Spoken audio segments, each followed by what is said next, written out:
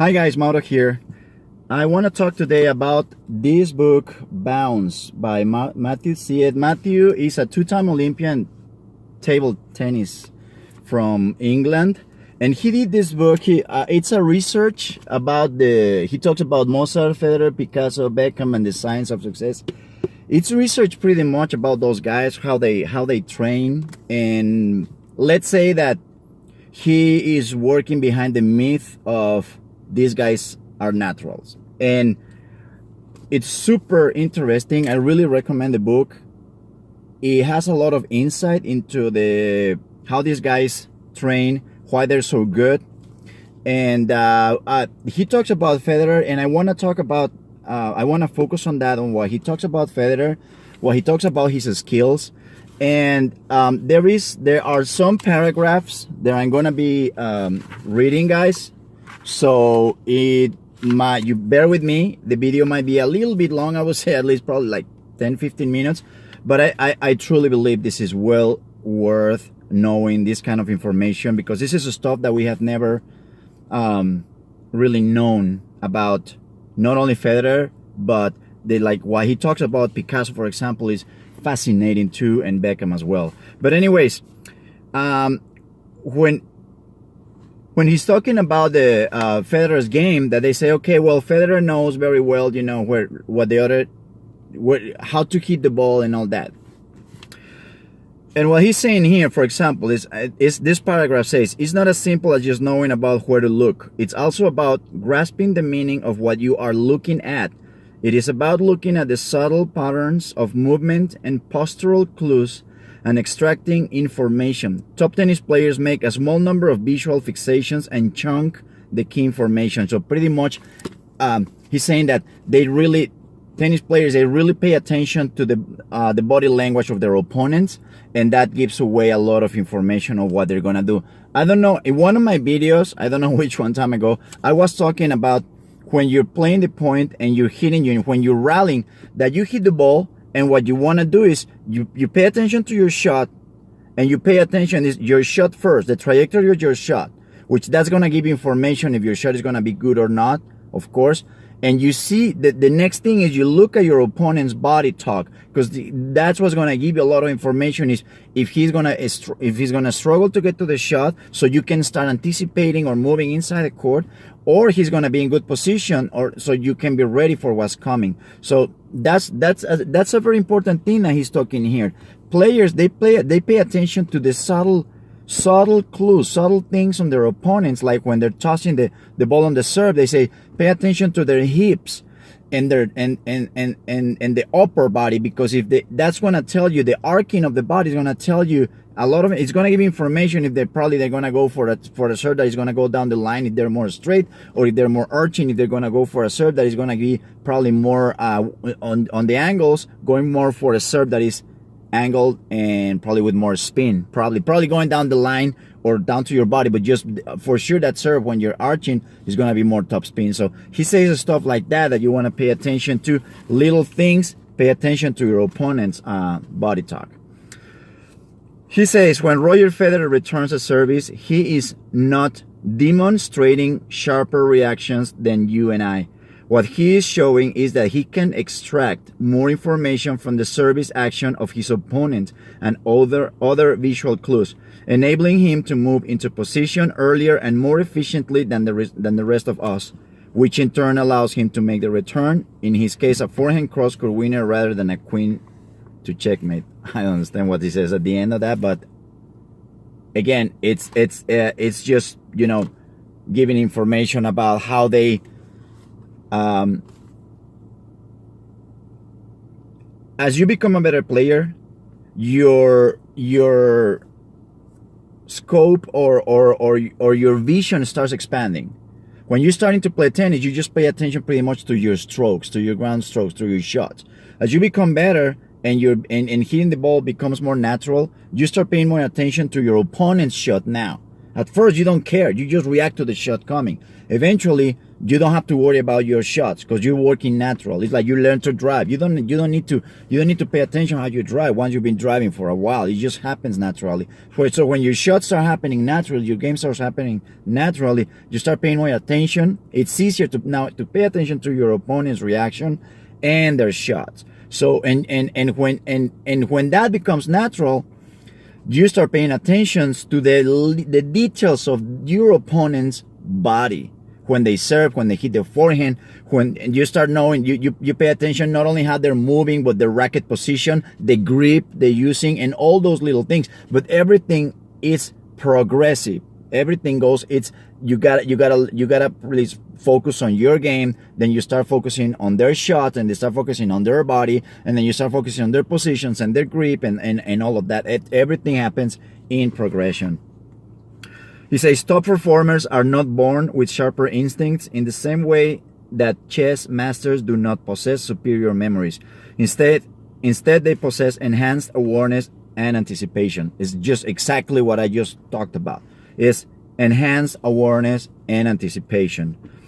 Federer did not come into this mortal world with knowledge of where to look or how to efficiently extract information on a service return any more than SF. I guess he was talking about somebody else. The name was born with special memory skills. He wasn't. That is precisely why he was selected by Ericsson. Okay, that's sorry. I don't know who was talking about. I guess a chess player. Or chess players have innate board game memory skills. Okay. Yeah, he's pretty much talking the same thing about the information that these guys did. Everything that you get from your shot, from your opponent's shot, from the way they're getting ready to hit the ball, it's just information that you're gathering, and you become better at. You become a better player. You become better at not really focusing so much in you, but on what's happening externally. Your shot, where it's gonna go, you can anticipate if that shot's gonna be good or not.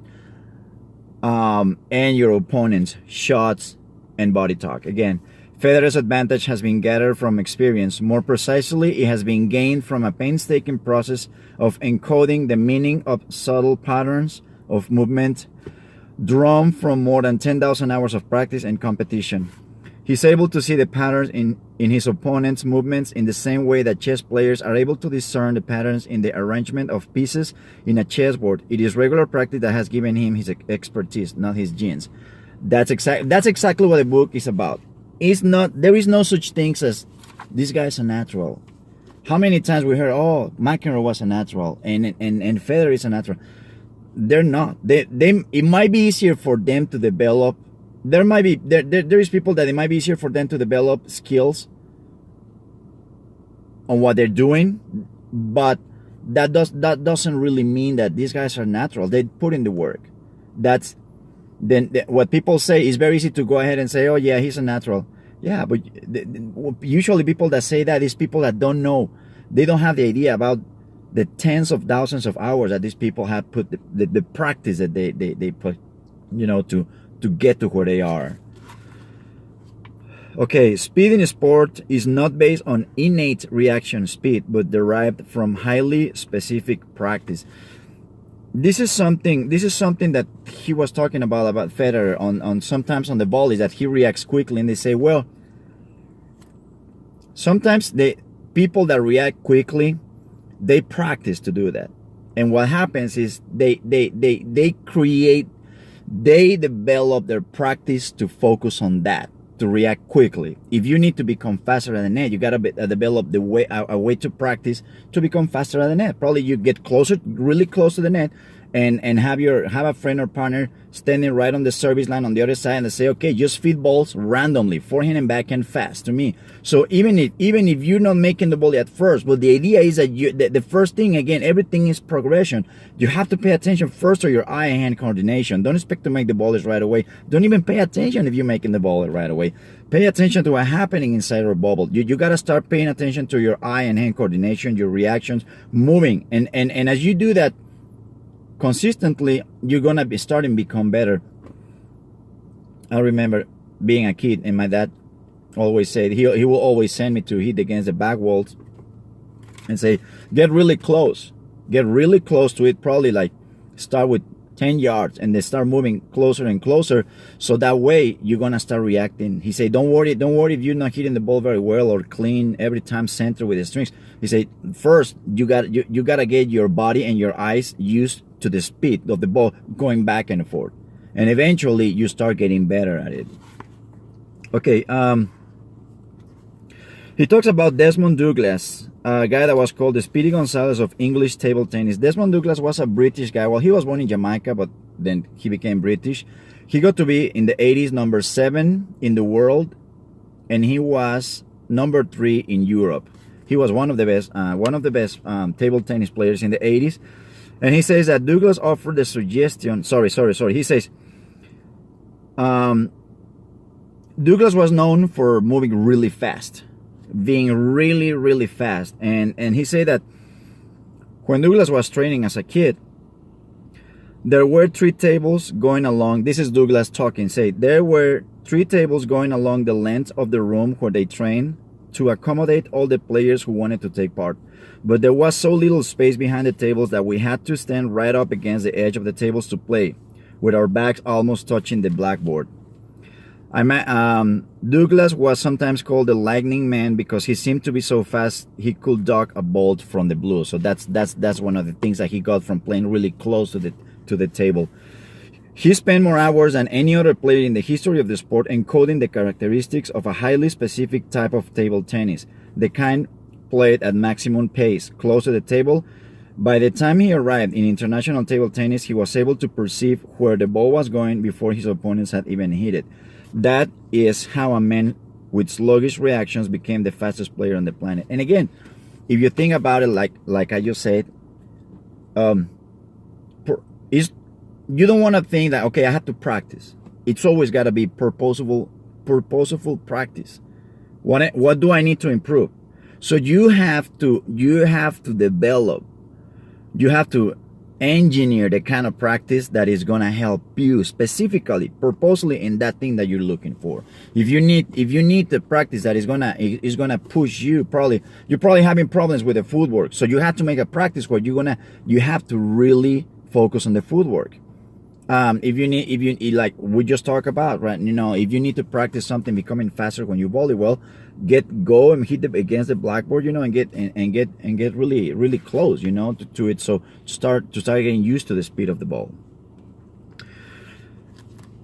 It is often said that Federer and other top sportsmen have amazing hands, which neatly emphasizes the supposed physical dimension of hitting a winning smash or dabbing a delicate drop shot. But is there really something in Federer's fingers or palm that sets him apart from other tennis players?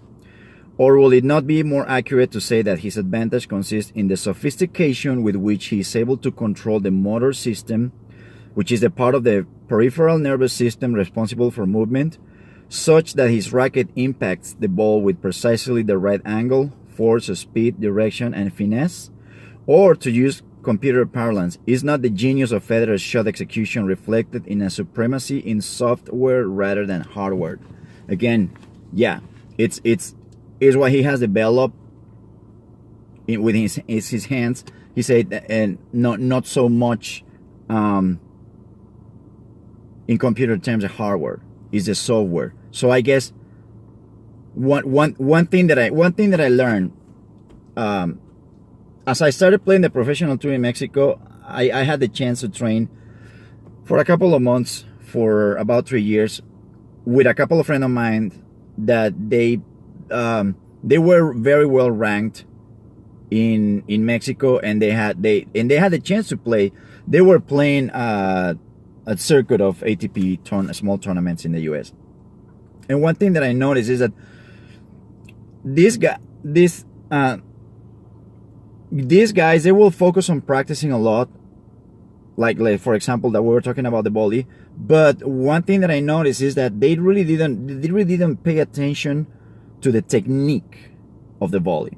They knew they already had the technique to make the volley, but sometimes you have the technique, but you don't have probably the eye-to-hand coordination, or you probably don't have the speed, you probably don't have the reaction.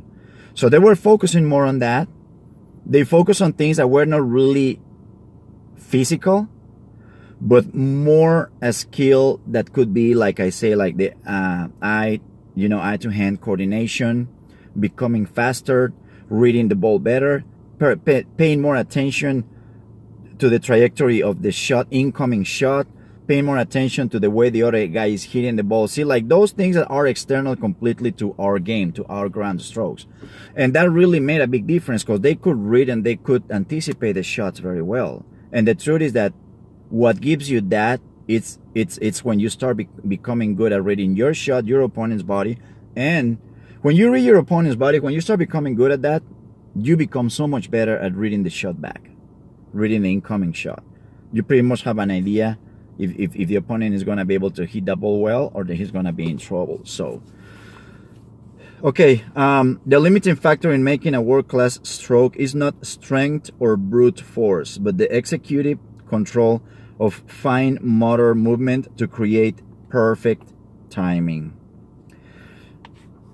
The key point to our purposes is that this is not something top sportsmen are born with. If you were to go back to the time when Roger Federer was learning technique, you will find that he was ponderous and sluggish. His movements will have been characterized by conscious control of the skill, lacking smoothness or unity. Only later, after countless hours of practice, were his skills integrated into an intricate set of procedures capable of flexible execution. Today, Federer's motor programs are so deeply ingrained that if you were to ask him how he's able to play an immaculately timed forehand, he wouldn't be able to tell you. He might be able to talk about what he was thinking at the time of the strategic importance of the shot, but he wouldn't be able to provide any insight into the mechanics of the movements that made the stroke possible. Why? Because Federer has practiced for so long that the movement has been encoded in implicit rather than explicit memory. This is what psychologists call expert-induced amnesia. The development of motor expertise, skill movement, is inseparable from the development of perceptual expertise, chunking pattern. Sorry. This is true, and this is something that I had thought about it before. Is as a coach, one of the things that I think it has happened to you. Just think of this. Think of something that you one shot that you hit very well. Something you serve, your forehand, your backhand, your volley, whatever. And if someone comes up to you and say, "Tell me, what do you exactly do that is different to everyone else, that makes it so good, that makes that you get to execute that shot so well?" And you might be able to give some technical advice, but the truth is that there is a stuff that you just cannot teach. There is a feeling that you cannot teach. Why? Because there is no word to teach the feeling of hitting a ball. You don't aim to learn feeling of hitting the ball. You aim to develop the mechanical, the technical, what you need to do technically. And when you enter to that, when you enter into the technical, let's say technical room, where you go to the classroom, where you're gonna learn the technique of hitting, in that classroom, that's where you have to be standing in order to learn the feeling of the ball. See, there is the feeling of hitting. There is something you cannot learn it. What you can do is you're gonna put yourself in a position where that's where you're in the area where you can learn the feeling, where it's gonna come to you once you start getting the technique. Once you start getting the technique, that's when you start getting the feeling of hitting the ball. Great shot making is not about developing muscle memory. Rather, the memory is encoded in the brain and central nervous system. The ascendancy of the mental and the acquired over the physical and the innate has been confirmed again and again. As Anders Ericsson, now widely acknowledged as the world's leading authority on expert performance, puts it, the most important differences are not at the lowest levels of cells or muscle groups, but at the athlete's superior control over the integrated and coordinated actions of their bodies. Expert performance is mediated by acquired mental representations that allow the experts to anticipate, plan, and reason alternatively alternative courses of action. Sorry. These mental representations provide experts with increased control of the aspects that are relevant to generating their superior performance. It is practice, not talent, that holds the key to success. About this thing, this is talking at the end. In a few words, it's saying something that it's saying pretty much matter doesn't change matter. Meaning your body, when you wanna create, when you wanna develop, or you wanna really improve one stroke, anything, forehand, backhand, or whatever, you practice. But the truth is that is not the body. It's not real muscle memory. It's not the body that is going to improve your stroke. Is mental memory. It's the timing. And again, we go back to the timing. The timing includes, how much power, how much strength you want to put on the ball. The timing, how early or how late you're gonna hit that ball, and everything involved on hitting the ball clean. If you're a tennis player, you're an athlete, you have an idea when we talk about timing, everything what that involves, everything involved in that. It's not matter that changes matter. You start with matter because you want to create that. You want your body to get used to do the swing in a certain way.